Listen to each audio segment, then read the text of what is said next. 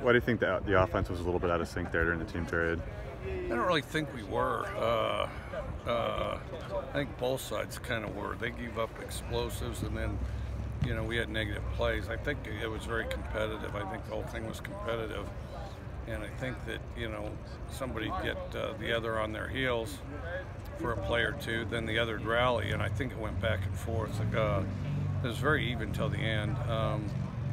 Slight edge offense, but not, by like a point. And so then we played the last play and, all or nothing for the last play. And then defense won that. So that was good. And then, but I thought we played good on defense. I thought we were running the ball good, but I thought offense, we were pretty explosive too. I thought it was a good day. You've always valued competition. It was obviously spirited towards the end in camp. It could be a little bit hit or miss, especially as it kind of grinds on. How have you felt about just kind of the competitive nature, the back and forth you've seen from the guys? I think that's made it less hit or miss this year. I think we've been less hit or miss. I think it's it's not like anybody gets on a real long streak. The streaks are short. And, then the other side takes it away, then the other side takes it back, the other side takes it away, the other side takes it back, and, which that means it's pretty competitive. So. Do you think you'll continue to give all three guys reps during the scrimmage Saturday, or cut it down to 2 by then? All three will get reps. I don't know if they'll all get the same amount, but they'll all three get reps. What have you seen from Gardner? Has he maybe gotten more opportunity in those team periods? I think he's gotten better. He's really gotten good at checking the run. And then, I think he does kind of lift the unit, and so I think those things are good. And then he's just getting more acquainted with things, really. Personality-wise, it seems to be a different type of guy than what you've had the last few years. I don't think Luke would be yelling as he was running a touchdown in front of the ball, but that type of personality and energy, you like that from a guy in that position? Yeah, they all got their own personalities, and Luke's was certainly more understated than Gardner's, but yeah, they're all different. It's hard to kind of split them that way because it's just individual stuff. Because a quarterback's always thinking about something because he's got to organize things. Even if I call the play, he's got to organize his thoughts. Where he's going to start, where he's going to go, are we set up right? And so in the midst of thinking about all that stuff, they're all different. In terms of checking and making calls at the line of scrimmage, is he further along than you thought he might be after only spending a few weeks with you guys? Yeah, I'd say so. He's a real smart guy. Yeah, I think that's accurate.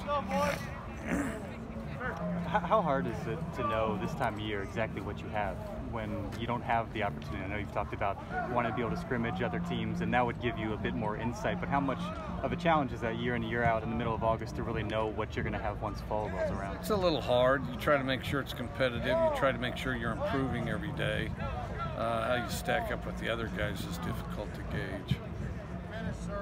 Have you had any big surprises through your career where you felt really good about a team and maybe it didn't show up in the fall, or you weren't sure about a team and they ended up being pretty good? Yeah, I think that's accurate. I had a team. Now we did rally and finish out the season good. I can't remember which year. Well, I'd say it's the year we won the Insight Bowl. We had a lot of people back, and the little too much been there, done that crap, and then, but we did rally at the end and had a big bowl game, and then,